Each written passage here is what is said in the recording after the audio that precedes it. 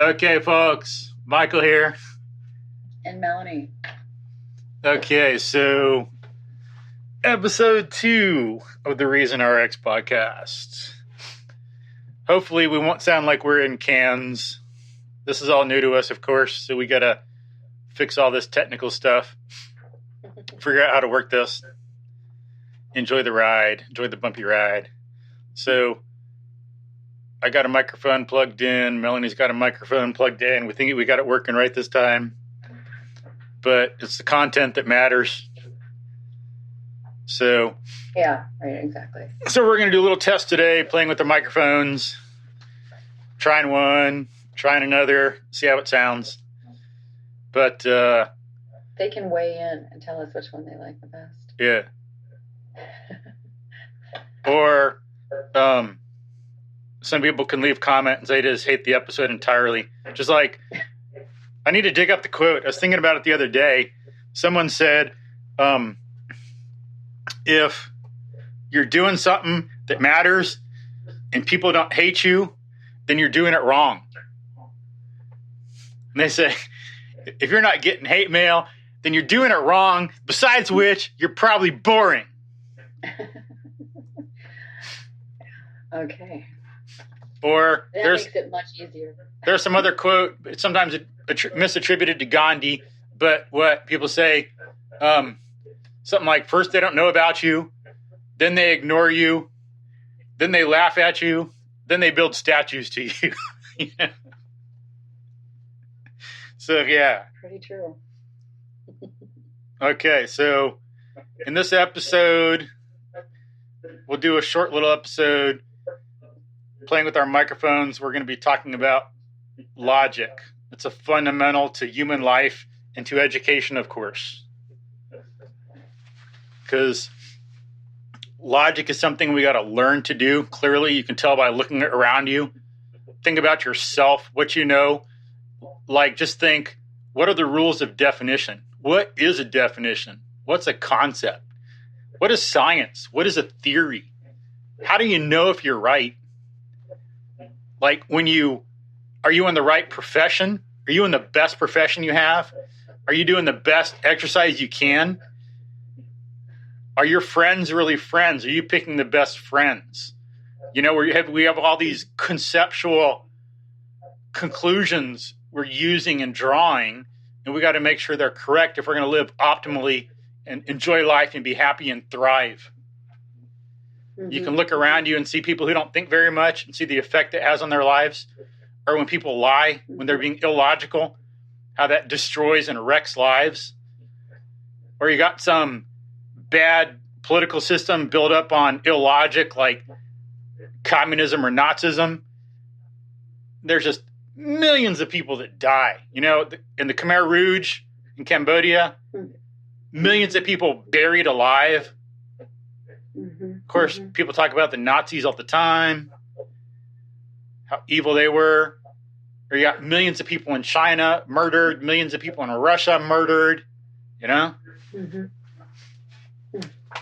And so, all for the greater good. Yeah.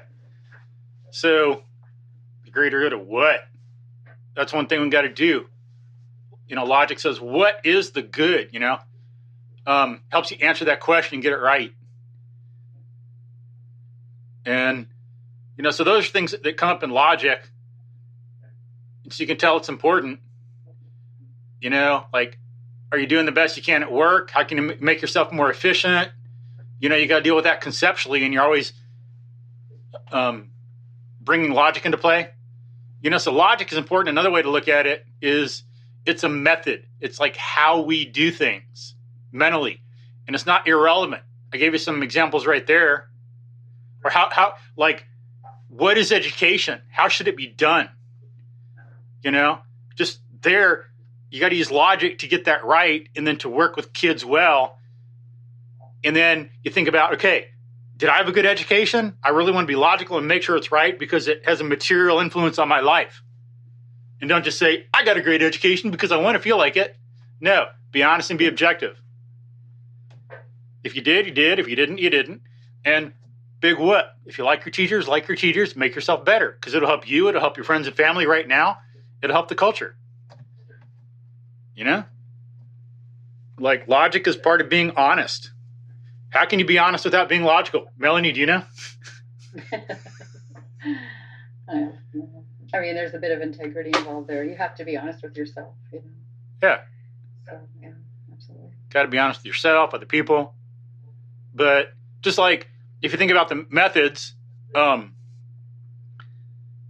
like logic or methods, it's how we do things. Just like in weightlifting, if you don't have good technique, you're going to blow out your knee.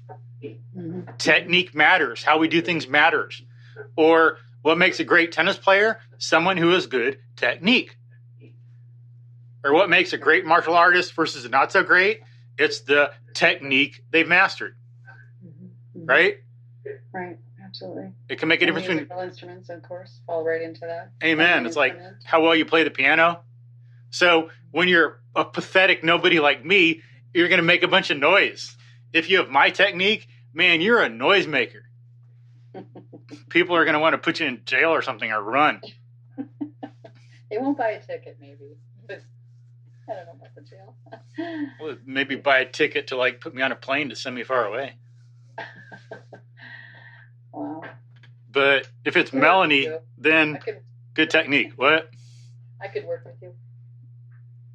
I don't know. Your position there. You'd become frustrated. I'd drive you into the insane asylum.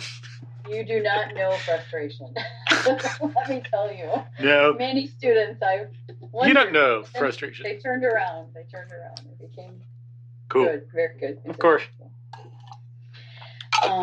The magic hands of Melanie. What? I was just going to agree with you that technique is such a huge part of learning just about anything that requires you be a part of it. You know what I mean? Technique is you're in touch with what it is you're expecting yourself to do, and if you can work on that technique, you do need somebody to help you a lot of times, though. Yeah.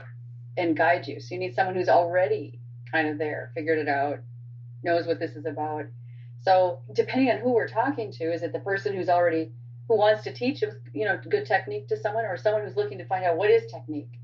So, I mean, there's a different approach, but yeah, I think all of those apply for sure. Yeah, that's a good point. Like, clearly, people have had good epistemology all through history. People have had to work hard to figure out how we know something, what justice is. And there's another one I forgot about, like, how can you be just, how can justice work without being logical? You want to prove guilt or innocence? That's a proof. That's logic. Right? Absolutely. And clearly... What's your justice based on? Yeah. Otherwise. Right. And so it's important in all these different areas of life. You can't get away from it. Okay, let's see. Let's switch the microphone really quickly. You want to try going into Skype? Go to settings and go to your regular microphone, and we'll see how this sounds for a little bit. Yeah, let's do that. Built-in mic? Yeah. Okay. Got it? I got it. Yeah. Well, I don't know what minute this was, but we'll see. You want to write down 8:30? 8 minutes, 30 seconds? Yeah. All right. So,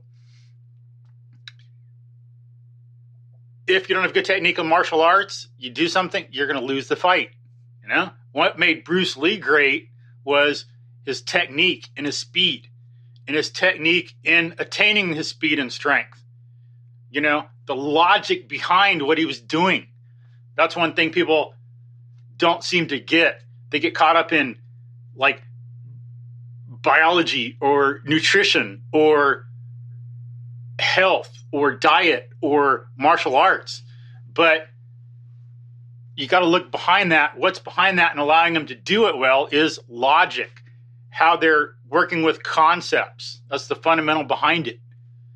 And you don't get some of that right, you're going to lose the fight because your thinking was bad that led to that. You're going to blow out your knee, blow out a joint. Would you want to be on the road with someone who has bad technique in driving? Heck no, Technique matters. Yeah, dangerous. Or would you want some surgeon who has bad technique to do a brain operation or a heart operation on you? No, you want the best technique possible. It matters, even more in your mind, So logic is important, and kind of that's why it's important and what's involved. It's something we need for our human survival. We can see things. We get a lot of information perceptually and pre-conceptually. You can tell by looking at animals. They can be really advanced, like chimpanzees can hunt in parties. They go after chimpanzees, in case you didn't know, they go after monkeys. Some chimpanzees eat like 1,000 pounds of meat in a year. Yeah. It's like, wow. That's what we've learned from some scientists in Africa, studying chimpanzees. Amazing. And, birds fly in flocks, and they got to have this complex processing to fly together. And right. And shrikes hunt mice. They sure do. We saw one this morning. Yeah. Right outside the window in the tree. Yeah, up in Minnesota. Everyone should look that up and really see a shrike in action. They're awesome. Quite stunning. Yeah, it's quite stunning. But you wouldn't believe it. Yeah. Quite thought out, quite methodical. Yeah, they catch stuff and put them on thorns because they have weaker feet, claws, than like hawks. And so the shrike puts something on a spike thorn and then eats it from there. Right. Just genius. In the meantime, I guess their talons, I think, are just holding on to, steady themselves. And that little thing that's on the thorn is kind of sort of stuck there. Yeah. And noticing that a bunch of other birds came around, it took it off the thorn and just held the thing in its beak. Yeah. Protecting it, like showing territorial, I guess you could say, over its owner property. So it was kind of cool. Yeah, they're smart. They adapt. Right. Okay. So, so as we're saying, logic's important. How you do things matters. All these different animals, you look at them. We got this pre-conceptual knowledge, perceptual knowledge. We can do a lot of stuff. We learn habits. We can automatize some things. And then, for the conceptual aspect, we got to use logic and be logical, to make sure we're getting good habits in the first place, make sure we're forming good conclusions. So logic is very important. Can't do without it as human beings. There's no way around it. So we need to just embrace our nature and learn to be logical. Can you talk a little bit about that as far as how does that work with our emotions? Because there's kind of that idea out there that logic means you're not really paying attention to your emotions. And if you're emotional, you don't really need logic. You listen to your heart. You just think of your emotions. Yeah, that's a good point. Just like we need perception and preconceptual knowledge, emotions are part of our nature. Just like I said in episode 1, like with Spock, if don't recognize that you have emotions, that's being illogical. Logic is supposed to form concepts that identify reality. And if you want to try to not be emotional, you're denying reality. Mm-hmm. And then besides, emotions, if you think about it, if we all think about how they occur through life and how when you're young, you don't even have an emotion for some things. Then when you get older, you do. Mm-hmm. Something just has no effect on you whatsoever when you're young. But then when you're older, you got this passionate response to it, pro-life response, or you hate something. And then you see that you can have one thing you value when you're younger and when you're older, but how you value it changes. Mm-hmm. And we see that animals can have friends also and feel, and that helps us see what emotions are. They're not something only humans have, but it's something that is affected by our conceptual consciousness. But yeah, we got to, and then, part of the thing is you see, based on what we said and a whole lot more, it'd be several shows to talk about, but I think emotions embody, or they're learned valuations, and they're automatic responses we have, so we don't got to take a lot of time to evaluate something because we need to adapt and deal with the world right away. So we've done all these adaptation, or this evaluation, all this thinking, and then they are encapsulated in this automatic immediate emotion. Mm-hmm. So we can feel something and have our creative mind free to figure out what to do and whether we're right. Mm-hmm. Otherwise, like, we'd go crazy, or we'd like, the human race would have died long ago if we had to think about everything, every emotion, you know? Yeah, I know. And then I've read some things, like people say that in some brain injury cases, when people lose their emotions, they can't live effectively or at all, like, because they have trouble deciding because they don't know, there's no emotion wrapped up in whether they should get a steak or some salmon or some vegetables or what, you know, there's no like feeling to it or valuation. It's just like some like academic problem with no bearing on life, you know? Just perfunctory. I'm just almost going through the motions. Yeah. And,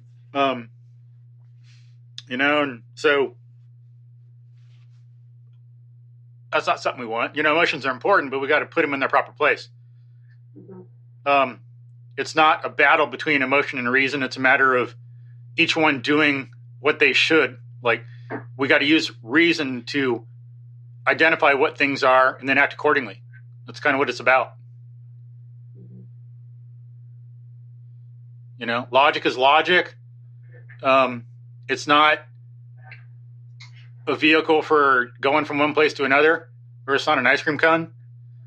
But, you know, that's nothing against logic. You know, emotions do what they do. They don't help you think, but thinking doesn't help you feel. And that's shouldn't be a negative or attack on either one. That's ridiculous. They just do what they do. We should appreciate what they do and act according to them in their limited way.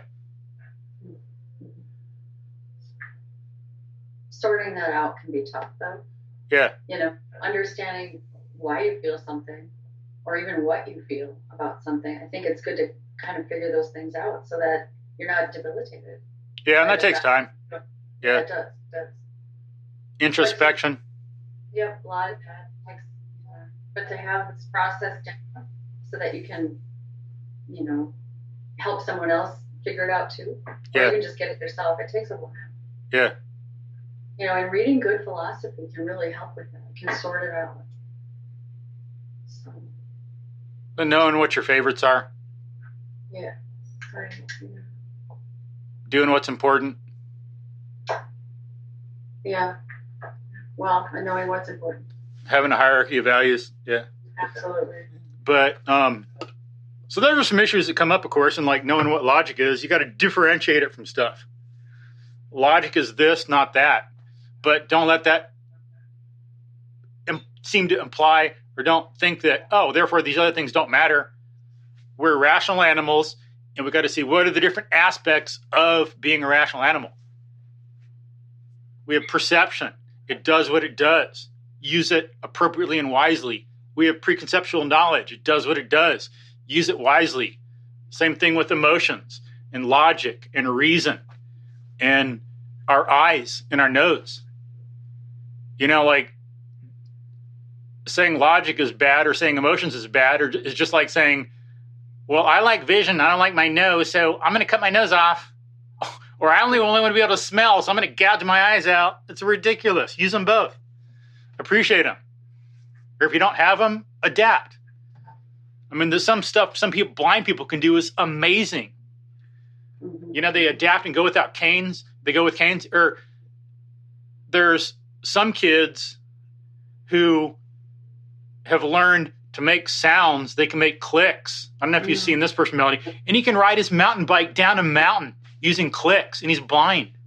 It's kind of like the sonar thing. Yeah. That's just incredible. Yeah. You know, people can do a lot of stuff just adapting. I don't think people realize that's what some of the tapping is on the stick. You know, when they have the playing the game. Oh, yeah. That's a lot of the, you know, they hear it and it bounces off of things. And I didn't know that. Oh, cool. But, yeah. It's not just to feel if they're going to fall off a cliff. Yeah. Or if there's the end of the street curve. Car coming. Really, to hear a sound. Yeah. Kind of.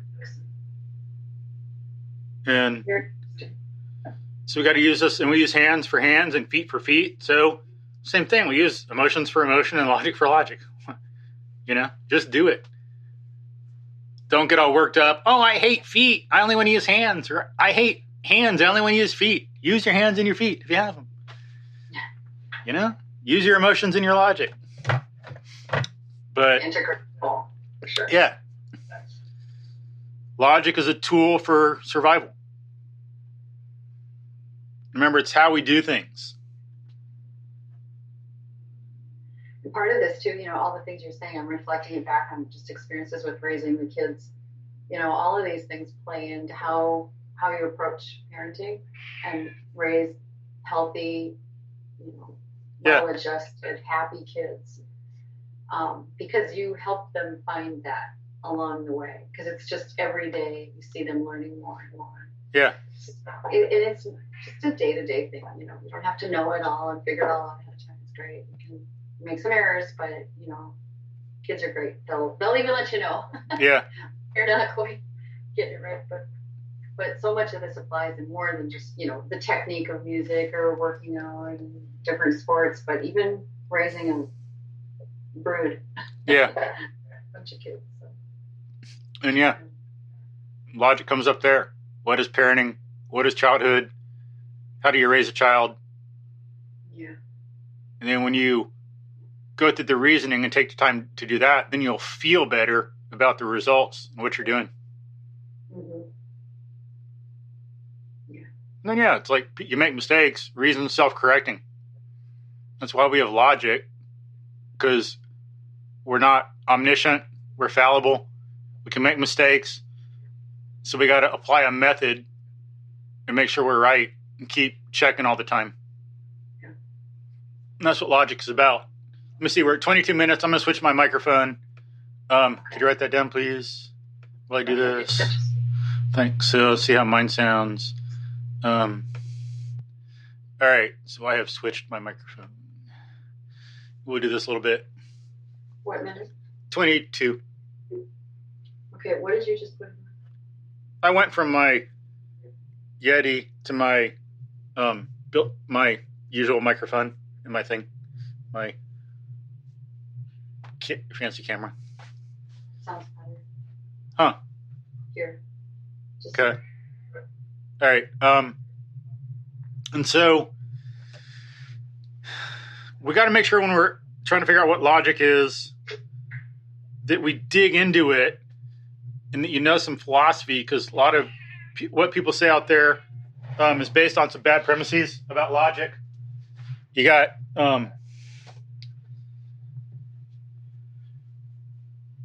Plato. He thought that reason was divorced from the world, and that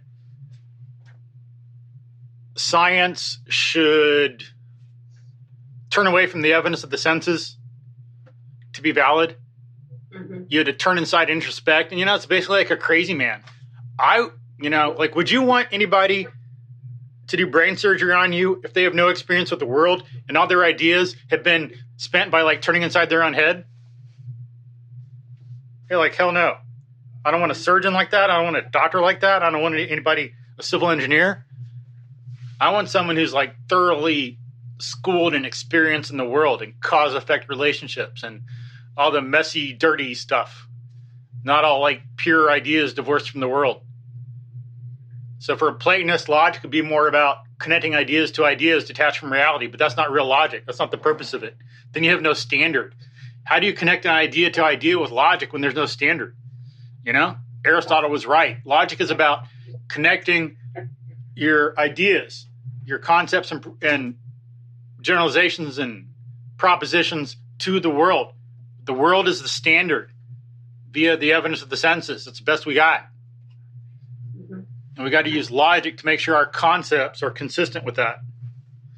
So that's more what logic is about, connecting our ideas and generalizations and propositions and all the conceptual stuff to the world. Not having it divorced, separate, in contradiction to. And so, to do some of those things, as we said, you need definitions and some knowledge of induction and all these other methods in concept formation and theory formation and knowing what science is. So that's what logic is about. And we're going to discuss it more in the future, but there's just some basics about logic and what it's different from, why it's important, what its basic nature is. You know, so some things we can do to make sure we're logical or to make sure we got examples of propositions and concepts. Try never to learn a concept or word without some examples for it. Mm-hmm. And then don't take it from an authority. Learn to train yourself to know what the evidence is and the hierarchy from evidence of the senses to concept or proposition. Be able to go step by step from the basics, evidence of the senses, to the general idea.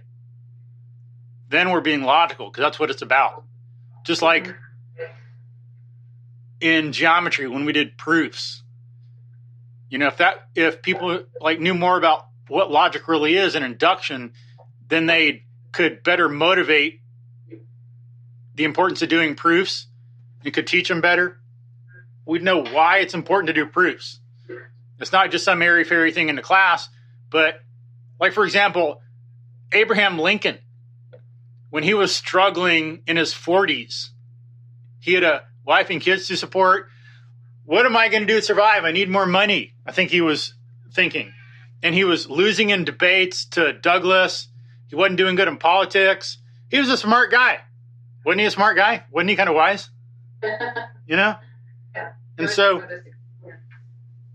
he used to survey, and so he could have taken up surveying besides being a lawyer as well, make more money, or maybe gone to law school or something, or done some other job. But of all the things he decided to do, the one thing he worked on to make himself better was to study and memorize Euclid's Elements. He went through, and that's a multi-volume thing. It's not just the little we do in high school. This is like a multi-volume thing. He went through and studied and memorized Euclid's Elements, so he had the proofs memorized, and that made him a better reasoner, and he did that on purpose, and that made him a better lawyer, and that made him successful in politics, and that allowed him to become president, and that changed our country. Our culture has been majorly impacted and influenced for the better because Lincoln studied geometry. Yeah, interesting. And then Euclid's Elements was also a big influence on Galileo and Newton. People have learned a lot about how to reason from that. You know, there's more to learn because induction, how we form concepts, is more important than the Platonic getting stuff in your head and like playing around with it. Because deduction doesn't connect us to reality. Induction does. Observation does.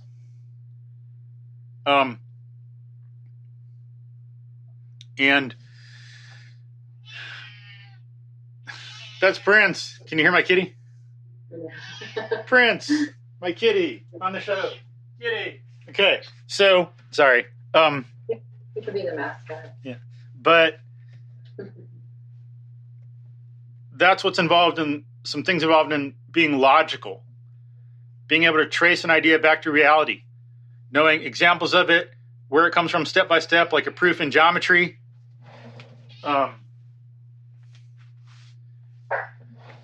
And those are the things we got to develop more in future episodes. That's just a beginning. You know, we want to think about, like,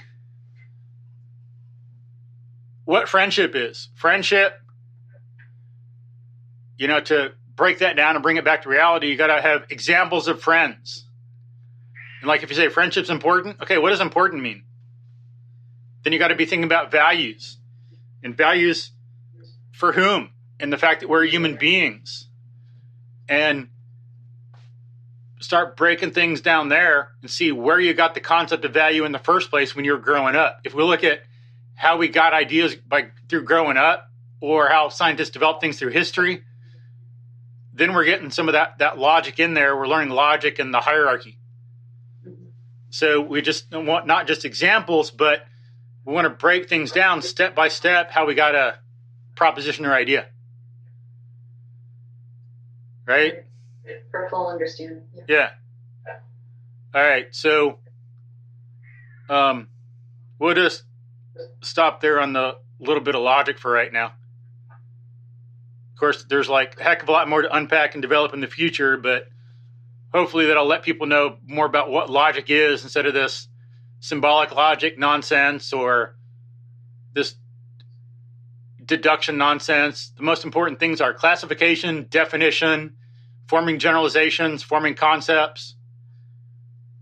That's much more important to human survival and thriving than memorizing all these like deductive forms and things like that.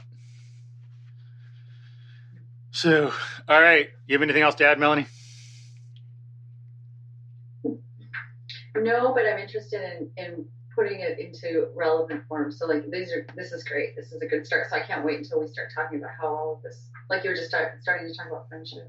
Yeah. I think that's where it'll start to become real for some people. Yeah. So that'll be nice. Just like you got to learn induction by doing induction. You can't learn it deductively. You got to learn logic by going through the process and going through it with other people and thinking through it in your head, not just reading it or deducing it. Yeah. But yeah, so that's an important, hopefully a good start about why logic's important and what it is, kind of some things it consists of. I think So, all right. Any hate mail you can direct to me. All the other mail you can direct to Melanie. Comments and questions from our 0 listeners are welcome. That sounds great. All right. So be logical, everybody. Don't forget to check your premises. Yes. That doesn't mean check them at the door. That means like verify them and stuff. Yeah. Even that we'll talk about. And be a good, rational animal. All right. Reason Part RX podcast out.